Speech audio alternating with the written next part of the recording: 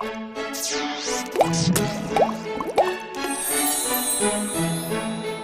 स्वादिष्ट है बनाना तो playrecipes.com पे जरूर है आना। रामपुर नाम के गांव में श्याम नाम का एक आदमी रहा करता था। उसके परिवार में उसकी पत्नी राधा और उसकी बेटी नीता थी। श्याम खेती करके कमाता था। साल के 4 महीने बहुत मेहनत किया करता था। ये सब देख के एक दिन उसकी बेटी नीता ने उससे कहा, पिताजी, आप इतनी मेहनत करते हो मगर उस खेत से कुछ भी तो नहीं आता। अरे नहीं नीता, ऐसे नहीं बोलते। वो हमारी माता है और उससे ज्यादा उम्मीद करना फिजूल है। हम हमारे अपनों से कुछ नहीं मांगते। वो जितना देते हैं वो ले लेते हैं। समझी बेटा? नीता मन ही मन सोचती है कि माँ पिताजी के लिए क्या करूँ। सोचते सोचते वो स्कूल चली जाती है। स्कूल जाते वक्त उसे एक पोहा बेचने वाला दिखाई देता है। उसे देखकर उसके मन में एक कल्पना आती है, मेरी माँ कितना अच्छा वड़ा पाव बनाती है और इनका पोहा तो उतना टेस्टी भी नहीं होता, फिर भी लोग उसे खरीद कर खा रहे हैं। क्यों ना मैं अपने पिता की सहायता करूं? नीता घर जाती है और अपने पिता से कहती है, पिताजी, मेरे पास एक बहुत अच्छी योजना है। क्या आप मेरी योजना सुनना चाहेंगे? हाँ बेटी बताओ, क्या है तुम्हारी योजना? पिताजी, आप खेती में 4 महीने काम करते हो और बाकी के महीने दूसरों के यहाँ काम करते हो और इससे हमारे घर का गुजारा होता है। पिताजी, मैं सोच रही थी कि अगर हम वड़ा पाव बेचें तो ज्यादा मुनाफा होगा और आपको किसी के यहाँ काम करने की कोई जरूरत भी नहीं होगी। क्या लगता है आपको? बेटी तुम्हारा विचार तो बहुत अच्छा है, मगर इसके लिए हमें वड़ा पाव कौन बना के देगा? पिताजी, वड़ा माँ बना कर देगी और पाव हम बेकरी से लेकर आएंगे। चलेगा ना पिताजी? श्याम अपनी बेटी की बात सुनकर उस पर सोच विचार करने लगता है। तभी राधा वहाँ आती है और श्याम से कहती है, अजय, मैं क्या कह रही हूँ, हमारी बेटी सही कह रही है। उसका सुझाव भी अच्छा है, मुझे बहुत पसंद आया। आपका क्या विचार है इस बारे में? हाँ, तुम्हारी बात सही है राधा। चलो आज से ही काम पर लग जाएंगे। सुबह से ही अपना कारोबार शुरू करते हैं। अब तीनों खाना खाकर सो जाते हैं। अगली सुबह जल्द ही उठकर वड़ा पाव बनाने का काम शुरू करते हैं। वो देख के नीता बहुत खुश होती है और अपने माँ बाप को काम में मदद करती है। तीनों मिलकर वड़ा पाव बना लेते हैं और उन्हें एक डिब्बे में रखकर बाजार में बेचने के लिए जाते हैं। पहला ही दिन होने के कारण उनके सारे वड़ा पाव नहीं बिक पाते। व्यापार कुछ अच्छा नहीं होता। इसीलिए श्याम और राधा उदास होकर अपने घर लौट आते हैं। पिताजी, क्या हुआ? आपका मुंह क्यों उतरा हुआ है? कुछ नहीं बेटी, जाओ तुम खेलो। नीता उस डिब्बे में देखती है तो बहुत सारे वड़ा पाव बाकी थे। वो अपने पिता से कहती है, पिताजी, ऐसे एक ही दिन वड़ा पाव बेचने के बाद आप मायूस हो गए तो कैसे चलेगा? आप ही सोचो, क्या ये सही है? हाँ बेटी, तुम कह रही हो वो सही है। अब चलो सोने चलते हैं, कल देखेंगे क्या कर सकते हैं। अगले दिन श्याम और राधा फिर से वड़ा पाव बनाते हैं और उन्हें बेचने के लिए बाजार में जाते हैं। उस दिन उनके वड़ा पाव थोड़ी मात्रा में बिक जाते हैं। अब गीता के दिमाग में और एक कल्पना आती है, पिताजी, यहाँ के सारे लोग तो लोकल ट्रेन से सफर करते हैं, तो क्यों ना हम रेलवे स्टेशन पर वड़ा पाव बेचें? हाँ, ये सही बात है बेटा। हम दोनों कल से ही रेलवे स्टेशन पर जाकर वड़ा पाव बेचेंगे। क्या कहती हो? अब अगले दिन नीता और श्याम रेलवे स्टेशन पर वड़ा पाव बेचने लगते हैं। सुबह के भूखे लोग जल्दी जल्दी उनके वड़ा पाव खरीद लेते हैं। ये बहुत टेस्टी है। कितने का दिया ये वड़ा पाव? साहब सिर्फ 10 रुपए साहब। आपको पसंद आया साहब? अरे लाजवाब है इसका टेस्ट, बहुत अच्छा है। चलो मेरी ट्रेन आ रही है, मैं निकलता हूँ, कल मिलते हैं। हाँ साहब। शाम होते होते सारे वड़ा पाव बिक जाते हैं। ये देखकर बाप बेटी बहुत खुश होते हैं और घर के लिए निकल पड़ते हैं। घर आते ही उनके खिले हुए चेहरे देख राधा कहती है, अरे वाह, आज तो बड़े खुश हो। क्या हुआ है, जरा बताओगे? माँ, आज हमारे सारे वड़ा पाव बिक गए और सबको तुम्हारे हाथ का स्वाद भी बहुत पसंद आया। ये सुनकर राधा का मन भर गया। वो अपने काम में व्यस्त हो गई और नीता अपनी पढ़ाई करने लगी। अचानक राधा के मन में ख्याल आया। उसने नीता से कहा, बेटी, तुम पढ़ाई किया करो घर में, बाहर बाबा के साथ मैं जाया करूंगी। तुम्हारी पढ़ाई पर इसका असर नहीं होना चाहिए।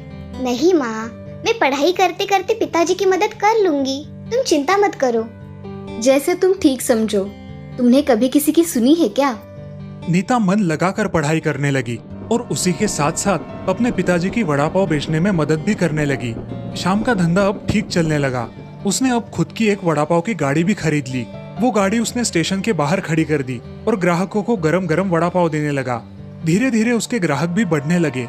और अब उसका नाम श्याम वड़ा पाव वाला करके पड़ गया। गीता वही दुकान पर बैठकर भी अपनी पढ़ाई करती थी। एक दिन एक बड़ा अमीर आदमी वहां आया। अरे वड़ा पाव वाले भाई, इस छोटी लड़की को यहाँ पर क्यों लेकर आए? पता है ना बाल कामगार रखना मना है। ये कोई यहाँ की काम वाली नहीं, ये मेरी बेटी है नीता, और वो उसकी इच्छा से यहाँ आती है। अच्छा ऐसा है, एक वड़ा पाव दो। श्याम उस अमीर आदमी को वड़ा पाव देता है। वो वहां से चला जाता है। बेटी, तुम इस समाज की चिंता मत करो, तुम सिर्फ मन लगाकर अपनी पढ़ाई करो। ऐसे ही कुछ दिन बीत गए। श्याम के हालात अब सुधरने लगे। कुछ ही दिनों में नीता की बोर्ड की एग्जाम थी। एग्जाम के लिए उसने खूब पढ़ाई की। कुछ महीनों बाद उसकी 10वीं कक्षा का रिजल्ट आया। नीता अपने पूरे जिले में अव्वल आई और ये बात उसके गांव में और उसी के साथ साथ अखबारों में फैल गई। अरे श्याम, हमारी बिटिया नीता का अव्वल नंबर आया है, फोटो भी आया है अखबार में, देखो जरा। क्या कह रहे हो किशन, सच में? किशन श्याम को अखबार में छपी नीता की फोटो दिखाता है। श्याम वो फोटो देखकर बहुत खुश हो जाता है। अगले दिन श्याम और नीता दोनों स्कूल में जाते हैं। सारे शिक्षक नीता का पुष्प गुच्छ देकर स्वागत करते हैं। उसे उसकी आगे की पढ़ाई के लिए स्कॉलरशिप भी मिलती है। वहाँ का समारोह खत्म करके श्याम और नीता घर आने लौटते हैं। श्याम नीता से कहता है, बेटी नीता, तुमने मेरा नाम रोशन किया है, मैं आज बहुत खुश हूँ। आज तक जो भी किया उसका सार्थक हुआ ऐसे लग रहा है। पिताजी, आप हमेशा मेरे पीछे खड़े रहे, इसी की वजह से मैं ये सब कर पाई। अब दोनों घर जाने के लिए निकलते हैं। पूरे गांव में ये खबर फैल गई थी और नीता की माँ और गांव वाले उसका स्वागत करने के लिए तैयार खड़े थे। अरे राधा, तुम्हारी बेटी ने तो हमारे गांव का नाम रोशन किया है, अब मुंह मीठा करना पड़ेगा, समझी? जी करूंगी ना, जरूर करूंगी। श्याम और नीता घर आते हैं। राधा और सारे गांव वाले नीता का बहुत धूमधाम से स्वागत करते हैं। मुझे तुम पर बहुत गर्व है और आज हम तुम्हारे नाम से ही जाने जा रहे हैं। चलो ना माँ, सुबह से भूख लगी है, जल्दी खाना परोसो। हाँ हाँ चलो, आज तुम्हारी पसंद का हलवा बनाया है मैंने, चलो आओ। इस तरह होशियार और होनहार गीता अपना, अपने माँ बाप का और अपने पूरे गांव का नाम रोशन करती है। किशन नगर गांव में बहुत सारी सुविधाओं का अभाव था, इसीलिए लोग एक दूसरे पर निर्भर रहा करते थे। उस गांव में बैंक भी नहीं था। गांव में एक कल्लू नाम का शातिर चोर रहा करता था, जो चोरी करता था तो किसी को भनक भी नहीं लगती थी, इसलिए उसकी चोरी से सारे गांव वाले बहुत डरते थे। एक दिन गांव के मंदिर में एक भव्य पूजा का आयोजन किया गया था। उस पूजा में शहर से नेताजी आने वाले थे। पूजा संपन्न हो जाती है और नेताजी उस गांव की परिस्थिति देखकर उस गांव को सहायता निधि प्रदान करते हैं। उस गांव में एक एटीएम मशीन लगाने का ऐलान करते हैं। ये सुन के गांव वाले बहुत खुश हो जाते हैं और कुछ ही दिनों में गांव में एटीएम मशीन लगवा दिया जाता है। ये खबर कल्लू तक पहुंच जाती है। कल्लू को लोगों को ठगने के लिए एक नया मौका मिला था। अरे वाह, इस गांव में एटीएम आ रहा है, मुझे तो बिना मशक्कत किए ही पैसे मिल जाएंगे, अच्छा है। कुछ गांव वालों को पता था कि एटीएम का उपयोग कैसे किया जाता है, मगर बहुत सारे गांव वालों को ये पता नहीं था, इसलिए वो जो भी आदमी एटीएम के आसपास मिले उसकी मदद लेकर पैसे निकलवाते थे। इसी मौके का फायदा उठाकर कल्लू और कल्लू के साथी लोगों को ठगा करते थे, उनसे पैसे एटा करते थे। एक दिन कल्लू एटीएम मशीन के पास अपना भेष बदलकर खड़ा होता है और वहाँ एक बूढ़ी औरत आती है। वो उससे कहती है, बेटा, मेरे बेटे ने इस अकाउंट में पैसे जमा किए हैं, क्या तुम मुझे पैसे निकाल कर दोगे? हाँ माँ जी, क्यों नहीं, मैं तो यहाँ इसीलिए रुका हूँ। क्या बोल रहे हो बेटा? कुछ नहीं माँ जी, ऐसे ही, चलिए मैं आपको पैसे निकाल कर देता हूँ। अच्छा चलो। अब कल्लू उस बूढ़ी औरत से एटीएम कार्ड मांगता है और कार्ड को मशीन में डालकर उस औरत से पूछता है, माँ जी, आपको बैंक में से कितने पैसे निकालने हैं? 2000 रुपए निकालने हैं, ये लो बेटा, उसका पिन। बूढ़ी औरत कल्लू को उसका पिन बता देती है और कल्लू बूढ़ी औरत को 2000 रुपए निकाल कर देता है। कल्लू उस औरत का कार्ड अपने पास रखकर उस औरत को एक नकली कार्ड देता है। औरत वो पैसे गिनती है और कार्ड लेकर घर चली जाती है। उसके जाते ही कल्लू एटीएम में उसका कार्ड डालता है और उसका पिन डालकर उसके अकाउंट से सारे पैसे निकाल लेता है। कल्लू की तो चांदी हो जाती है, बिना कुछ किए उसे बहुत सारे पैसे मिलते हैं। ये लो साथियों, 10,000 रुपए, चलो पार्टी करेंगे। धन्यवाद सरदार। कल्लू और उसके साथी इसी तरह रोज लोगों को लूटने लगे। उनके खिलाफ कई सारे गांव वालों ने पुलिस कंप्लेंट्स की। पुलिस भी अब उन्हें ढूंढने लगी थी। गांव में ऐसा ही चलता रहा। अब कल्लू के साथी पुलिस का ध्यान हटाने के लिए गांव में लूटपाट और चोरियां करना शुरू करते हैं। एक दिन कल्लू भेष बदलकर एक ऑटो में जा रहा था। उसका बटुआ ऑटो में गिर जाता है और कल्लू उस ऑटो से उतरकर निकल जाता है। ऑटो वाला वो पड़ा हुआ बटुआ देखकर उस आदमी को ढूंढने लगता है, मगर उसे वो कहीं दिखाई नहीं देता। आखिर वो ऑटो वाला वो बटुआ खोलकर देखता है, ये जानने के लिए कि वो बटुआ किसका है। उस बटुए में बहुत सारे एटीएम कार्ड होते हैं। ये कैसा आदमी है, इतने सारे एटीएम कार्ड लेके घूमता है? एक ही आदमी के पास इतने अलग अलग नाम के एटीएम कार्ड कैसे हो सकते हैं?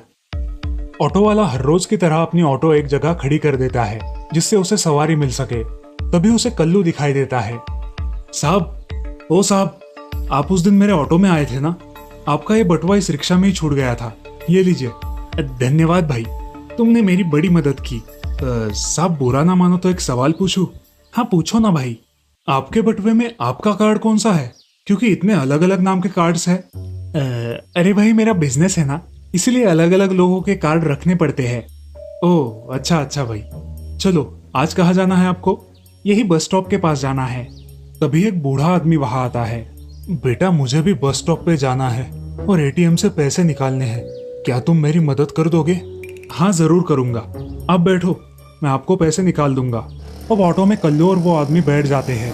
ऑटो वाला उन्हें बस स्टॉप पर उतार देता है और पैसे निकालने के लिए नीचे उतरता है। अरे रहने दो, मैं निकाल दूंगा, उसमें क्या तकलीफ है, मैं निकाल दूंगा, तुम जाओ। ऑटो वाला वही पास में ऑटो खड़ी कर देता है और किसी सवारी का इंतजार करने लगता है। तभी उसे नजर आता है कि कल्लू उस आदमी को पैसे निकाल देने के बाद भी बहुत देर तक एटीएम के पास खड़ा है। वो बूढ़ा आदमी ऑटो वाले के पास आता है। निकाले बाबा अपने पैसे? हाँ बेटा निकाले पैसे, मगर बैलेंस कितना है वो चेक नहीं किया। कार्ड ले लिया ना बाबा? भूल गया बेटा, अच्छा हुआ तुमने याद दिला दिया। अब ऑटो वाला और वो आदमी एटीएम में जाते हैं।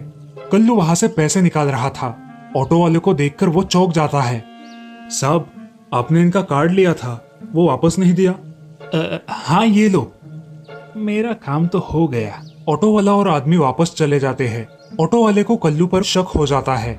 बाबा आपका मोबाइल दिखाइए जरा, कितने पैसे निकाले वो मैसेज आता है। ये लो बेटा। बाबा आपने पहले 5,000 निकाले और बाद में 40,000 निकाले हैं। क्या बोल रहे हो बेटा? मैंने तो सिर्फ 5,000 निकाले, 40,000 मैंने नहीं निकाले। क्या? ऐसे कैसे हो सकता है बाबा? जरा रुकिए, हम इस आदमी पर नजर रखते हैं, देखते हैं कि ये क्या करता है। बेटा मेरा पैसा। बाबा एक काम करो, आप पुलिस स्टेशन में जाओ और कंप्लेंट करो, मैं इस पे नजर रखता हूँ और कुछ लगे तो मुझे फोन कीजिए, मैं इसका पीछा करता हूँ, आप जाइए। वो आदमी पुलिस स्टेशन जाकर पुलिस कंप्लेंट करता है और फिर बाद में बैंक जाकर इसकी जानकारी लेता है। साहब मैंने पैसे नहीं निकाले, मेरे पैसे कहाँ गए साहब? आपने आपके अकाउंट से पैसे निकाले हैं, अब हम इसमें कुछ नहीं कर सकते, आप पुलिस कंप्लेंट कीजिए सर। की है साहब, अब क्या होगा मेरे पैसों का, देखते हैं, अभी आप जाइए। ठीक है साहब। अब वो आदमी घर चला जाता है और उस ऑटो वाले को फोन करता है। बेटा मैंने पुलिस कंप्लेंट कर दी है, अब मैं क्या करूं? बाबा पुलिस को लेकर आप यहाँ पहाड़ी के पीछे आ जाइए, मैं वहीं पर हूँ, जल्दी आइए। अभी पुलिस को लेकर आता हूँ। आदमी उस ऑटो वाले ने बताए हुए पते पर पुलिस को लेकर चला जाता है। पुलिस को देखते ही कल्लू और उसके साथी भागने लगते हैं, लेकिन पुलिस उन सबको पकड़ लेती है और सारा हड़प किया हुआ माल भी जब्त कर लेती है। पुलिस उन्हें लेकर चले जाते हैं और ऑटो वाले को उसकी सजगता के लिए धन्यवाद देते हैं। धन्यवाद बेटा, तुम्हारी वजह से मुझे मेरे पैसे वापस मिल गए हैं। अरे धन्यवाद किस बात का बाबा, ये तो मेरा कर्तव्य है, आप चिंता मत कीजिए, आपको कुछ भी मदद चाहिए तो मुझे बता देना। और इस प्रकार अब सारे गांव वाले निश्चिंत होकर जीने लगते हैं। इस कहानी से हमें ये सीख मिलती है कि जैसी करनी वैसी भरनी, हमें अपने कर्मों का फल हमेशा मिलता है। एक बुरहानपुर नाम के गांव में राघव और सागर ऐसे दो बहुत अच्छे दोस्त रहते थे। वो अपने अपने काम में खुश थे। एक दिन राघव अपनी पढ़ाई पूरी करके शहर चला जाता है और सागर गांव में खेती करने का काम करता है। बहुत दिन बीत जाते हैं। राघव और सागर अपनी अपनी दुनिया में मशगूल हो जाते हैं। राघव को अब नया जॉब मिल जाता है और उसके चलते उसे बहुत पैसों की कमाई होती है। अब वो गांव में थोड़ी बहुत जमीन भी खरीद लेता है। दोनों भी दोस्त शादियां कर लेते हैं। उस गांव में अब सागर और उसकी पत्नी कविता दोनों भी खेतों में काम किया करते हैं और राघव और उसकी पत्नी सुगना दोनों भी बहुत खुश है। राघव को गांव की बहुत याद आती है, मगर इतने पैसों वाला जॉब भी उसे छोड़ा नहीं जाता। देखते देखते उन दोनों की शादी को 1 साल गुजर जाता है और दिवाली की छुट्टियों में राघव 20 दिन की छुट्टी निकालकर गाँव आता है। अरे आओ आओ मेरे दोस्त, कितने दिनों बाद आए हो। अब थोड़े दिन यहाँ पर रुकोगे ना? हाँ हाँ रहूंगा ना, हम पूरे 20 दिनों की छुट्टी निकाल कर आया हूँ। नमस्ते भाभी। चलो आप पहले हमारे घर चलो, खाना हो जाए तो बाद में शांति से अपने घर पर जाना। ठीक है भाई साहब। नमस्ते भाई साहब, कैसे हो आप? आपका सफर कैसे रहा? नमस्ते भाभी, सफर मस्त था। ऐसा कह के वो अंदर चली जाती है और कविता राघव और सागर के लिए पानी लेकर आती है। अरे भाग्यवान, अब क्या पानी से ही पेट भरोगी? चलो खाना परोसो, जोर से भूख लगी है। हाँ हाँ, उन्हें हाथ मुंह तो धोने दो, तब तक मैं खाना परोस देती हूँ। अब कविता खाना परोस देती है। सब खुशी खुशी खाना खत्म कर देते हैं। भाभी, खाना बहुत ही लाजवाब बनाया था। हाँ कविता, बहुत ही स्वादिष्ट खाना बनाया है तुमने। गांव आने के बाद राघव भी अब खेती करने लगा था। वो और सागर दोनों मजे से खेतों में काम किया करते थे। ऐसे ही एक दिन काम करते करते राघव बहुत थक गया। अरे सुगना, जरा पानी लाना तो, गला बहुत सूख गया है। ठीक है, देती हूँ। सुगना अपने पास वाले घड़े में देखती है तो उसका पानी खत्म हो गया था। अब वो बोरवेल का बटन स्टार्ट करके वहां से पानी लेने जाती है। बोरवेल के पास जाते ही उसे डरावनी आवाजें सुनाई देने लगती है। वो इधर उधर देखती है लेकिन उसे कुछ दिखाई नहीं देता। बोरवेल का पानी भरने के लिए उसने अपना घड़ा पानी के नीचे पकड़ा और तभी वहां से एक हाथ निकलकर सुगना को उस बोरवेल में खींचने की कोशिश करने लगा। अजी सुनते हो? अरे ये हाथ मुझे खींच रहा है। अरे बचाओ, अरे मर गई मैं तो। अरे छोड़ना नासपिटे, तेरा क्या बिगाड़ा है मैंने? अरे सुगना, क्या हुआ है तुम्हें? तुम उस बोरवेल में जाकर क्यों खड़ी हो? चलो आओ। अरे ये मुझे अंदर की तरफ खींच रहा है, बचाओ मुझे। अब राघव सुगना का हाथ पकड़कर उसे बाहर खींचने लगता है। राघव के गले का ताबीज देखकर वो भूत उसे छोड़ देता है। अच्छा हुआ जी आपने मुझे खींच लिया, वरना ये बोरवेल तो मुझे मार ही डालता। सुगना और राघव घर चले जाते हैं और सुबह उठकर अपने दोस्त सागर के यहाँ जाकर कल जो हुआ वो घटना विस्तार से उसे बताते हैं। अरे राघव, मैं इस भूत प्रेत पे विश्वास नहीं रखता, मगर तूने जो जमीन ली है ना, उसकी बोरवेल बहुत पुरानी है और लोग कहते हैं कि वहाँ पे भूत का साया है। मैं इन बातों को नहीं मानता, इसलिए मैंने तुम्हें बताना जरूरी नहीं समझा। अब क्या करे, सुगना भी बहुत डर गई है। अब खेत में जाने का नाम ही नहीं लेती। अब मैं जल्द ही यहाँ से निकल जाऊंगा। अरे राघव, निकल जाना समस्या का हल तो नहीं है ना, और तुम निकल कर कभी ना कभी तो वापस आओगे ही अपनी जमीन के पास। क्या तब भी भाग जाओगे? समस्या भागने से और बढ़ेगी, और समस्या का समाधान कर दिया तो कम हो जाएगी। हाँ, तुम बोल रहे हो वो भी सही है, उस भूत का ठिकाना लगाना ही पड़ेगा। अब वो दोनों उस रात को खेत में चले जाते हैं और एक पेड़ के पीछे छुप जाते हैं। वो बोरवेल को शुरू कर देते हैं और चुपचाप एक जगह खड़े होकर सब देखने लगते हैं। कुछ देर बाद उस बोरवेल से एक चुड़ैल बाहर निकलती है और जोर जोर से आवाजें करने लगती है। कौन है? किसने मुझे बुलाया है? आज तो मैं सबको खा जाऊंगी। कहाँ मर गए सबके सब? अरे सागर, हमने कोई गलती कर दी क्या? अब क्या करें? इससे कैसे बचे? डरो मत, अब हम इसके बोरवेल में जाने का इंतजार करेंगे। चुपचाप खड़े रहो। अरे मुझे बहुत डर लग रहा है, अब हम क्या करें? चलो भाग चलते हैं। चुपचाप खड़े रहो यहाँ पर, आवाज मत करो।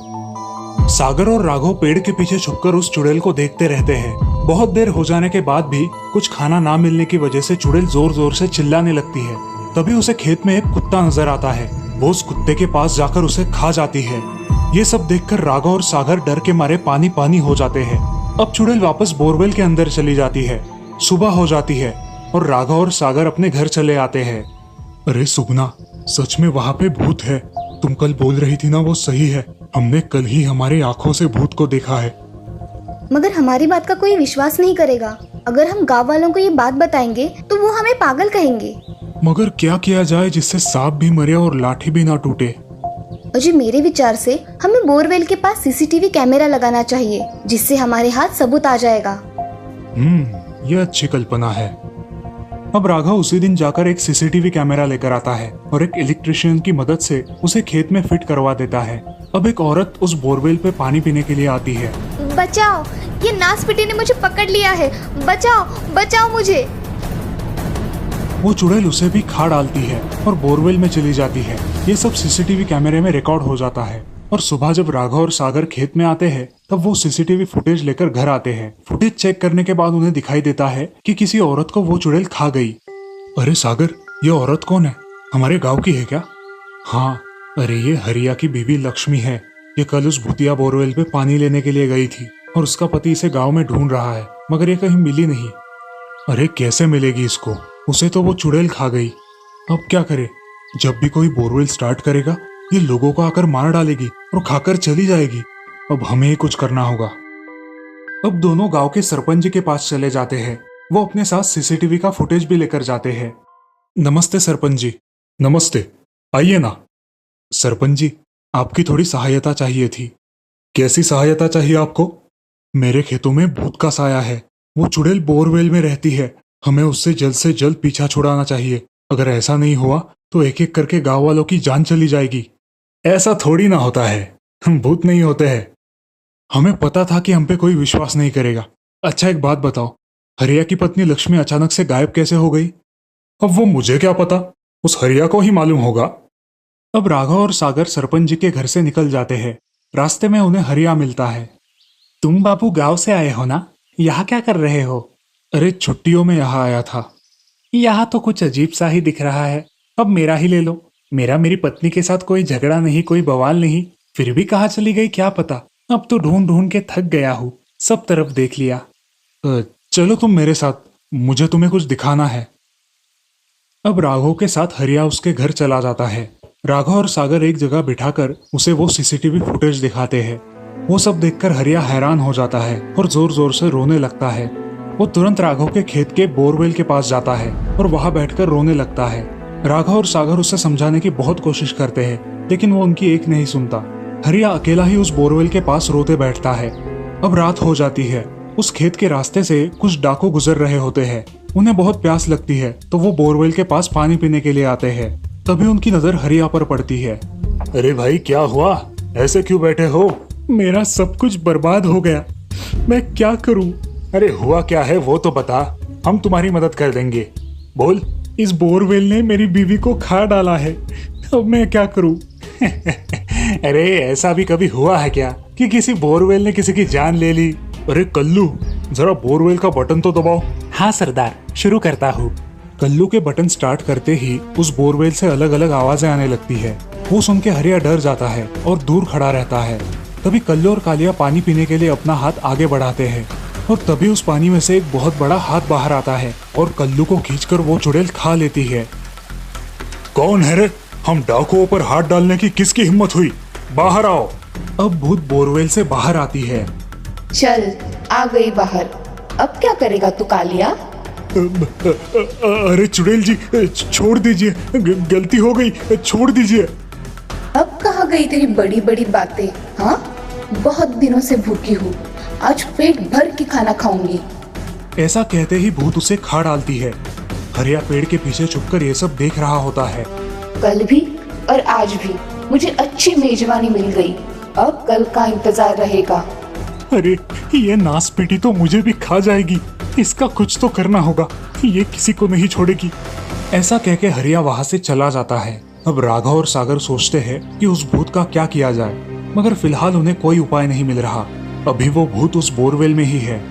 अगर आपको इस भूतिया बोरवेल का पार्ट 2 देखना है तो हमारे चैनल को जरूर सब्सक्राइब कीजिए और हमारी अगली आने वाली कहानी का इंतजार कीजिए। सुंदरपुर नाम के गांव में शीला नाम की एक बूढ़ी औरत रहा करती थी। उसकी बेटी राधा अपने ऑफिस की छुट्टियों में घर आया करती थी। उसे गांव आना बहुत अच्छा लगता था। इस बार भी राधा छुट्टियों में अपने गांव आई थी। माँ, मैं आ गई मेरी रानी बिटिया। कितने दिनों के बाद आई हो, मुझे बहुत याद आ रही थी तुम्हारी। हाँ माँ, मुझे भी तो तुम्हारी बहुत याद आ रही थी, इसीलिए ही छुट्टियाँ लगते ही मैं यहाँ आ गई। बेटी, अब कितने दिनों की छुट्टियाँ मिली है? माँ, 15 दिनों की छुट्टियाँ मिली है। अब आई हूँ तो सारा गांव घूमूंगी। चलेगा, जितना चाहे उतना घूमना। अब अगले दिन सुबह ही राधा और उसकी माँ बाजार चले जाते हैं। गांव घूमते घूमते राधा गांव के बाहर चली जाती है और वहां जाकर उसे एक बहुत बड़ा बरगद का पेड़ दिखाई देता है। कितना विशाल पेड़ है माँ, ये देखो। हाँ राधा, ये बहुत विशाल पेड़ है और बहुत पुराना भी है। राधा ये सब देख उस पेड़ के पास जाने लगती है। तभी राधा, राधा इधर आओ जल्दी। क्यों, क्या हुआ माँ? इसके पास क्यों नहीं जाना? घर चलो, तुम्हें बताती हूँ। अब दोनों माँ बेटी घर आती है। राधा सवाल पे सवाल पूछने लगती है। वो पेड़ भूतिया बरगद का पेड़ है, वहाँ पे भूत रहते हैं, ऐसा लोग कहते हैं। माँ, सच में भूत होते हैं? हाँ राधा, भूत होते हैं। हमारे गांव में ही ऐसी कहानी हुई है इसीलिए सब गांव वाले अब भूत के नाम से भी डरते हैं। बहुत पुरानी बात थी। इस गांव में दो लुच्चे लफंगे डाकू रहा करते थे। उनका नाम था गोट्या और राजू। उन्हें हमेशा लड़कियों को छेड़ने की आदत थी। वो आते जाते हर लड़की को छेड़ा करते थे और अपने गांव में चोरियां भी किया करते थे। एक दिन साधना नाम की एक लड़की गांव में नई आई हुई थी। वो गांव में काम किया करती थी और शाम के समय अपने घर जाती थी। गोट्या और राजू उस पर नजर रखे हुए थे। वो कब आती है जाती है इस बात का उनको पता था। एक दिन साधना अपने काम पर जा रही थी, तब ये दोनों एक जगह खड़े होकर उसे छेड़ते हैं। कहाँ चली जाने मन, जरा हमसे तो मिलती जाओ। वो उन दोनों को देख अनदेखा कर देती है और अपने काम पर निकल जाती है। क्या रे राजू, ये लड़की तो हमें भाव ही नहीं देती, इसे कैसे फंसाए?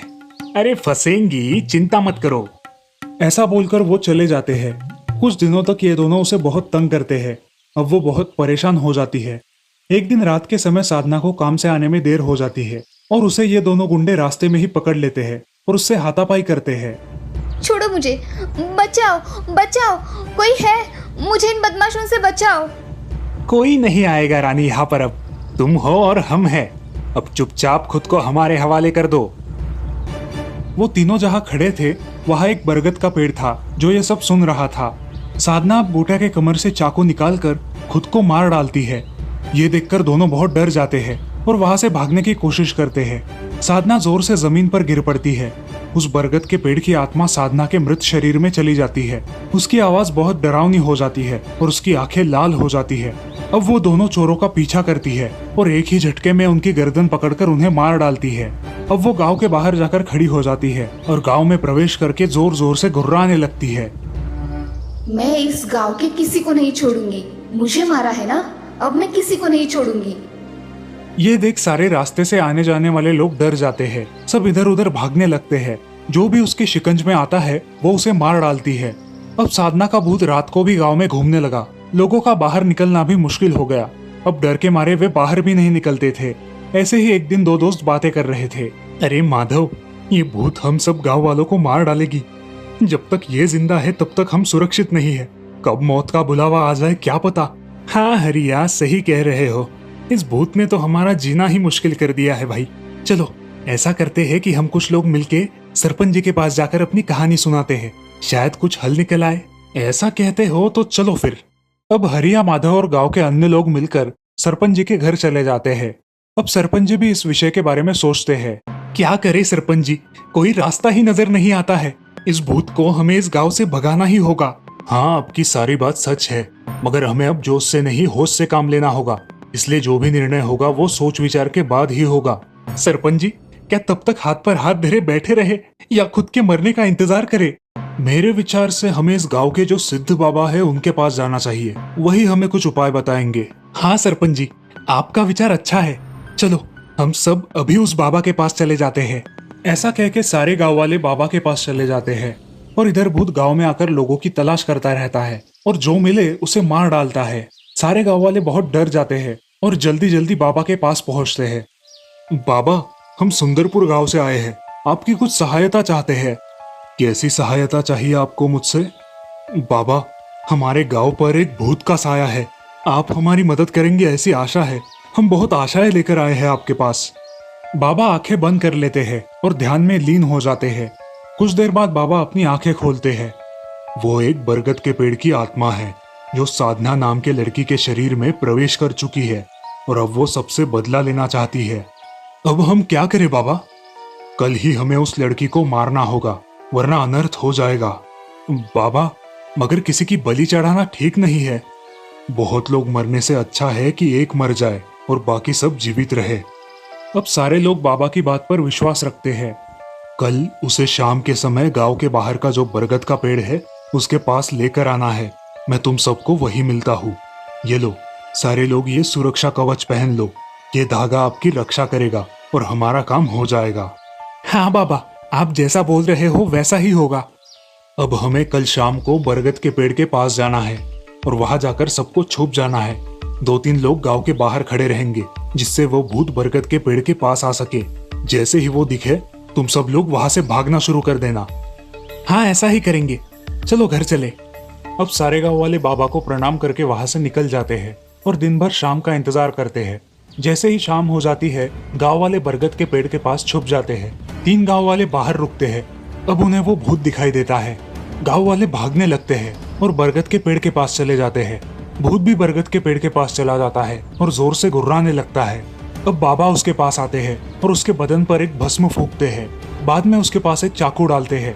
वो भूत चाकू लेकर अपना गला काट लेती है और मर जाती है। अब इस लाश को बरगद के पेड़ के नीचे दफना दो। अब गांव वाले उस लाश को बरगद के पेड़ के नीचे दफना देते हैं और वहां कभी लौट कर नहीं जाते। मगर उस बरगद के पेड़ से इस कहानी से हमें ये सीख मिलती है कि कभी भी किसी का बुरा नहीं करना चाहिए और हर औरत को अपनी माँ और बहन की तरह समझना चाहिए।